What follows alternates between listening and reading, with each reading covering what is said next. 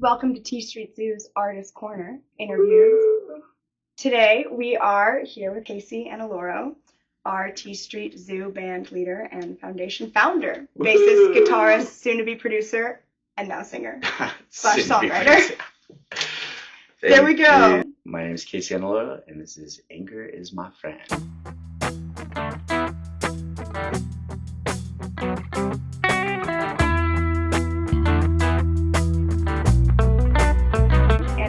Talk about his new song, Anger is My Friend.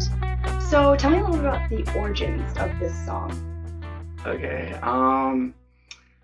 it kind of started by opening up to my therapist about things that happened in my life that I just never really talked about and kind of just bottled up. And it's funny because this isn't the first song that I wrote based off of a recommendation from my therapist. The very first song was My Person. Side question, does she have any writer credits? She should. She asked me to write about it and asked me a couple questions. And the first question was, write about how did anger become your friend? And the second question was, before age 13, how many ways did you lose yourself? So that's how it started. How did she ask those questions is even a different and kind of a more funny story. Yeah, what was brought up about that? Yeah, so, in therapy, I bring my family, and I brought my two daughters who are 14 and 16. Great ages. Yes, it's brought up that the dad yells and is always angry and wanted to talk to the therapist. They want to talk to the therapist about that. And so they basically just threw me under the bus. Yeah, you're saying that they quote unquote narked on you in therapy. Yeah, they did. And it was funny because when I get frustrated, I don't know what else to do. And I yell, and I'm working on it. But that's essentially how it all came about. So you went to your therapist's office. Your kids narked on you for yelling a lot. And she gave you these writing prompts. And you returned back with what? A song. Like a full-made song? A full-made song. And the cool thing about this is not only was it healing as far as like just kind of digging deep and feeling that pain that I had early on with being in an abusive family and alcohol, like abusive, both mentally and physically abusive family. I just felt like I was holding on to something. And when I wrote this song and I shared it with the therapist, we both cried. And I just felt like a release, like I'm not mad at the world anymore. And when I wrote this song, I wanted to take the perspective of the age I was when I was going through it. It's before age 13. There's that part of it. But then the other part, which is kind of interesting, is when we went into the recording studio to work on it, I didn't want to sing it because I don't like to sing. Yes, this was your first song you were singing on. Yeah, so very scary. Kind of a funny backstory to why I don't like to sing. I've written several songs, both lyrics and music, and put them together and produced lots of music, but never sang on any one of my songs. And originally, I was like in the studio with Hayden Hansen at Tunnel Vision at Tubetown, and we were going through it, and I was like, Hayden, you sing the song, you sing this, and he looked at me and he's like, dude, I have a great relationship with my dad. It doesn't work for me, yeah. No. And there's something powerful about the artist actually singing it. You can hear your emotion in the song. Yeah. It also, for me, it was a confidence builder because, when I was in high school, my voice cracked. And so the music theory teacher, actually in front of everybody, would make fun of me. And he called me Screech, which was a character from Saved by the Bell at that time. Wasn't like the coolest character by any means. And now, walking down the hall, I'd hear it, oh, hey, Screech, hey, Screech. And so I was just like, I am never singing. I don't ever want to do that. I'll just play music, write music. But this was different. This was like my story. So you really took two birds, one stone to the next level with a lot of vulnerability, singing for the first time, talking about your dad for the first time, talking about going into therapy, being emotional as an adult, strong man, head of your family. Those are all very vulnerable things. Do you feel really exposed or more empowered and braver after? At first I felt exposed. I mean, because that's my weakness, right? Yeah. You don't, who wants to talk about their dad being an alcoholic, who was, physically abusive towards my mom, and, who wants to talk about, your mom just getting fed up and leaving without even telling your dad, and you not seeing him for, 3 or 4 years during a time where you really needed your father as a young boy. Time, yeah.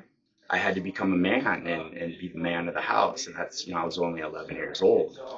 So, that was a trying time. Quick road to adulthood. Well, yeah. And I mean, that's where, like, if you listen to the chorus, it's like, hot on the outside, tough as nails. That was like, you have this, like, toughness on the outside, but in the inside, I'm still like an 11-year-old boy. Yeah. Who has feelings and emotions and wears those emotions on his sleeve. So how did, that whole vulnerability go in the studio? Was there any kind of thing that made you more comfortable? I know you've talked about recording at Tubetown a lot. What about that environment and the people you worked with made you feel comfortable to be this vulnerable and creatively express in a different way? So with Tubetown, it just felt comfortable. Like, I went there with the band and we recorded in my person with Hayden, and that was like the first time in a long time recording in a professional studio. And Hayden just from the gate, like, just made us feel comfortable.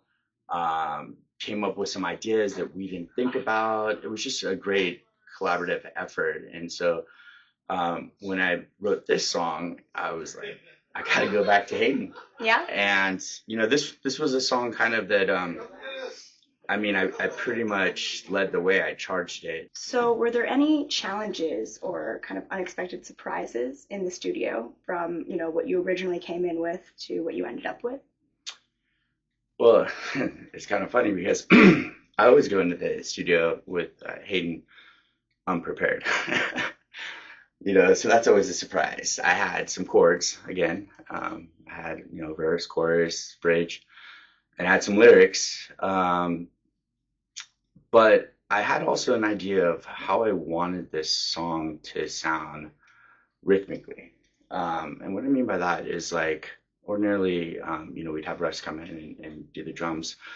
But this song is it's kind of like a 90s rock song anyways. And I only know one rock star from the 90s that drums.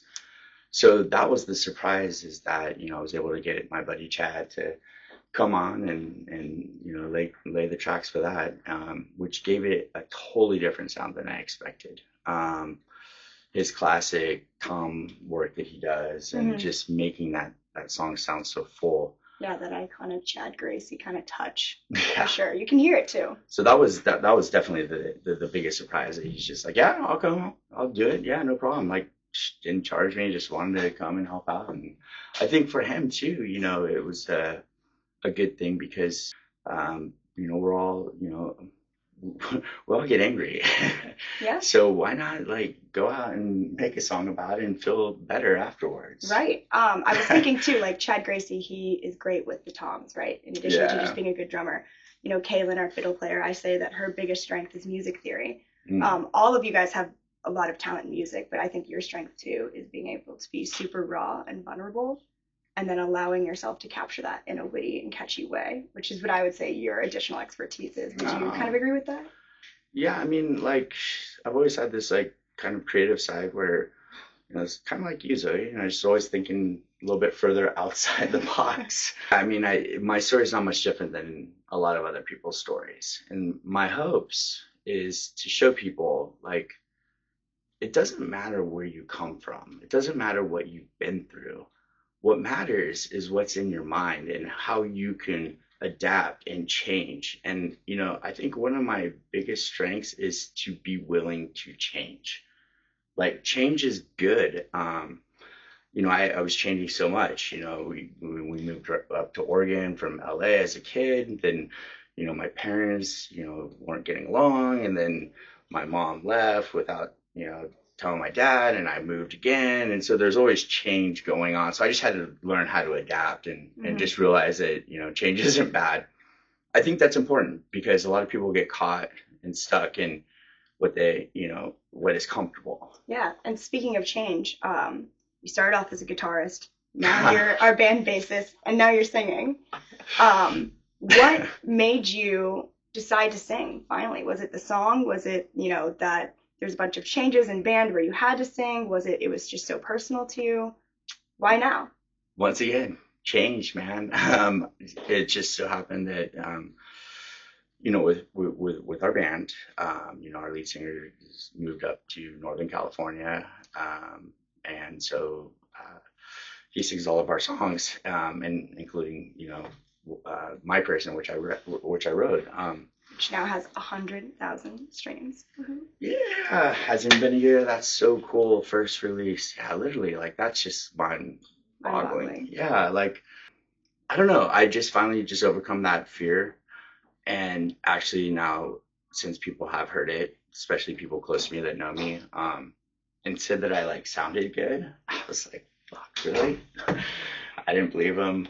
But now that I've listened to it like over and over, I'm like actually like, wow, like I can sing. So now every day I practice singing. Every day I play and I practice. More change. Every single day. And I play everything. I play guitar, I play bass, I sing. You write. I write, and that's what I'm excited about is like, this Saturday we're releasing 2 songs. We only have 3 on Spotify right now, but we're gonna have 5. And that is so cool because in one year I wanted to do 10 songs. We got 5. So we didn't hit our goal, but we got pretty darn close. And I think we're gonna maybe get a little closer because there's 2 songs that I'm excited to release. And that's really fun for me because now that the producer is coming out in me. Right, you're just adding more things to your kind of arsenal of talents. Yeah. Guitar, bass, producing, singing, writing, and being a band lead as well. Speaking of writing, when did you write this song? August. Yeah. I know you kind of said you had kind of a melody or an idea in your head for a really long time. In addition, why now? Kind of like you're singing, why now? Just something within you said it's time, or the necessity, or? I mean, the way I was looking at it is why not?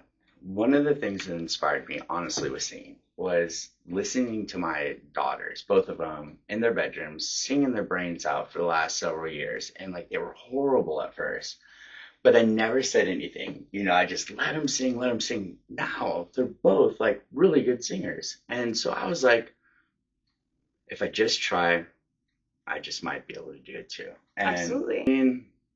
I just dug deep into my memory bank of things I didn't want to think about. I had to put myself in that situation again to really get the meaning of the song and where it comes from. I had to go back to being that 13-year-old boy looking at myself from the outside. Go all the way back to get all the way out. Yeah. And when I did do that, because I buried these memories like super deep in the ground, never to like bring them up again.